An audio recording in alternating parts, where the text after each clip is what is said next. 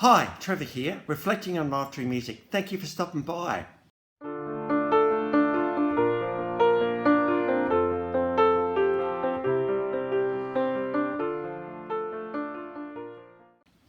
Well, coming again today, you're very, very welcome. I've actually been enjoying this little mini-series on the iconic Jim Henson. In the last 4 videos, we've looked at pre-Sesame Street, Sesame Street, The Muppet Show, and post-Sesame Street. But no series on him or this series in general would be complete without considering this little guy that came into the world in 1955. Couple of balls and a bit of green cloth, and Kermit the Frog was born. Now Kermit has been in some iconic roles through his career.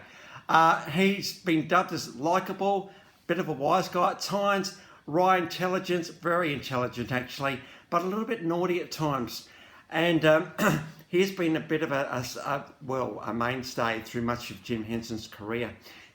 Obviously Jim Henson voiced Kermit the Frog until his death in 1990. So we've got a bit of a start.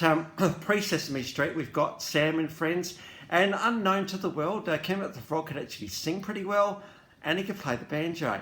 And so, you know, to get a puppet to play a banjo is a pretty interesting thing. But you know what? Kermit the Frog, as we know, is not a puppet.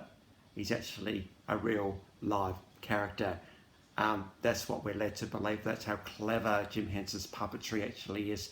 So we've got him playing the banjo here. But Kermit was thinking, well, I want something a bit bigger, a bit better. And so when the Children's Television Workshop knocked on Jim Henson's door, Kermit said, hang on a minute, Jim, I want to be part of the action. And Jim said, what a great idea. I reckon we might have a few roles for you here. So Kermit the Frog played some critical news reports, a few other bits and pieces. He just had this warmth about him that really the world resonated with.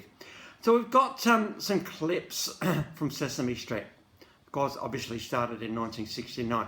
We got him singing the alphabet with a little girl who's a bit of a smart aleck, and just shows to show one of the magic things about Kermit is the way he interacts with his fellow cast members, and here he is with a little girl singing the alphabet. He was also a news reporter, and he would normally tend to follow the stories of nursery rhymes or songs or whatever, and here we've got him being on site for Little Miss Muppet selling a tuppet. Of course, big story about what's a tuppet. We don't actually know what a tuppet is, and eating curds of whey and all the rest of it. And there is a spider, of course, and Kermit in his indelible style, which really gets behind the story and gets into the real characters. So Little Miss Muppet is a really clever clip. He also had to go at Twinkle Twinkle Little Star. There was him reporting of the writing of this iconic song, and how the songwriter couldn't get a song to rhyme. Of course, we're all just yelling out at the screen, star, but we get into these other words completely. And so, of course, Kermit the Frog contributes to the words. And so we've got a really iconic song there, clip there. 1977, Jim Henson moved to The Muppet Show, and Kermit the Frog became a central character in that show. He was the boss, he was the director, he was the producer, he was the guy that did kind of everything. And you could remember that behind the scenes scene of him at his desk doing what he did and managing all the people that he managed. So Kermit the Frog became the narrator of The Muppet Show pretty much. He had to manage all sorts of things. We've got him managing John Cleese. Now John Cleese, of course, the iconic Monty Python, also Fawlty Towers. He has a certain persona about him. He's not going to be singing The Impossible Dream. He's not going to be doing that. He's not going to be doing something else. John Cleese, obviously he was involved in the writing of this comedy as well. John Cleese was not going to do what they said. Where's the frog? And Kermit the Frog is indelible in diplomatic style, settles John down. And we've got a really clever clip here of John Cleese and Kermit the Frog interacting with each other.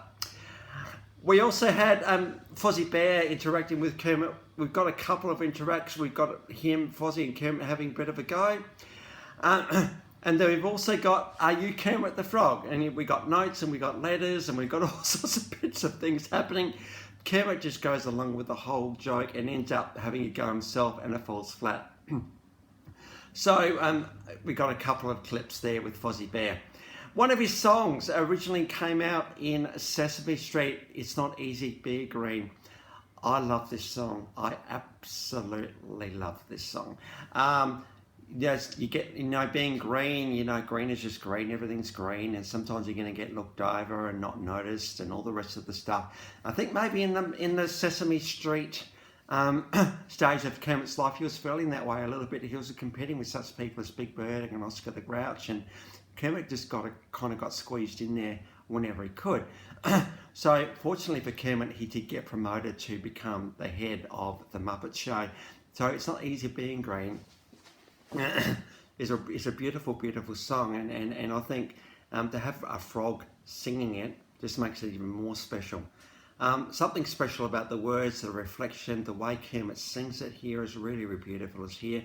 It did come out in Sesame Street, but we've also got a clip here from the Muppet Show. So just watch that one. It's absolutely beautifully shot, very reflective, and very, very beautiful. So just for all of you out there who are feeling green, feeling like you're not being noticed and feeling like people are looking over you, just know that you are you and there's nobody else like you in the world. As Kermit the Frog discovered, he was the only Kermit in the world, and just by him being him, he endeared himself to the world. So if you're feeling a bit green today, just know that you give shade to people. Green is the colour of summer, the colour of spring, the colour of everything. Green is a beautiful, beautiful colour. We love driving through the green countrysides, don't we? So if you're feeling a bit green, be encouraged by this song. So the Muppet Show went for about 120 seasons. Kermit was there through all of that. But much surprise to the world, while the Muppet Show was going on, there was a bit of a romance starting to happen between Kermit the Frog and the audacious, over-the-top Miss Piggy. And this romance would capture the world's attention absolutely. We got a few clips just to talk about this relationship. We've got a song, In Spite of Ourselves. The two of them are singing together and having a bit of fun there. You kind of start to see the spark happening there. They were actually married in the movie Muppets Take Manhattan. And we've got the wedding scene. Of course, you've got to have the wedding scene, don't you, really? And just look at the audience, look at the congregation. Everybody's a puppet here. This is how clever Jim Henson was. And so we got the marriage scene. But then, unfortunately, in the year 1990, they did divorce, much to the shock of the world.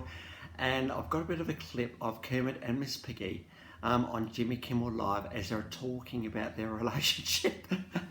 I think in many ways, when you have characters as iconic as these two, you can do stuff like this. And of course, the divorce of Miss Piggy and Kermit did rock the world quite a bit. And they needed to come clean about it. So we've got a talk show of the two of them together. They did actually they did get back together though, much to the rejoicing of the world, but then finally called it quits in 2015. And so we do have to talk about the relationship between Kermit and Miss Piggy. Backtrack a little bit to 1979 with the first Muppet movie that came out. That movie was all about the start of the Muppets getting the gang together and Kermit doing all the stuff he was doing to try and make it happen. And at the very, very start of this movie, and the shot gets to him eventually. I think there's something so beautifully about the way this is shot. Kermit's actually in his natural environment here, singing the Rainbow Connection. The minute you hear that opening banjo twang, you know exactly what this song is. The lovers, the dreamers of me, and this is kind of him putting a hope out to the world that perhaps he can do something significant and make a difference. And of course, The Muppet Show was a very significantly successful movie in many, many ways. And it was great to see the Muppets being able to translate to the big screen. Of course, Kermit the Frog being almost the star of the movie. He really and truly was past Bein Green at this point, which is pretty cool. The Rainbow Connection was dubbed a significantly culturally significant song by the National Library of Congress, and so it was put into there as well. This song got to number 25 on the charts. Not bad for a frog to actually get a song in the charts. So we got a movie clip from the movie. And when Jim Henson did leave us in 1990, we've got a bit of a tribute to Jim Henson from many, many Muppets on screen here. There are so many characters on screen here. And I think, this song really has resonated with the world in many, many ways. So, of course, they're going to sing that one as a tribute to Jim Henson. And if you want something even more poignant, obviously when Jim Henson did leave us in 1990, it was a bit of a blow. He was only 53 years old, but wow, what a career this guy had. And they needed to bring back the song Bein Green. Now, of course, at this point, they weren't sure about Kermit. They thought maybe Kermit had died too, because Jim Henson and Kermit the Frog were each other. And so here we've got Big Bird. Now, Big Bird, obviously the iconic character from Sesame Street, in fact, one of the most recognisable characters Jim Henson ever created, really, in many, many ways. He just walks down. Just watch it. Just watch it. It is absolutely beautiful.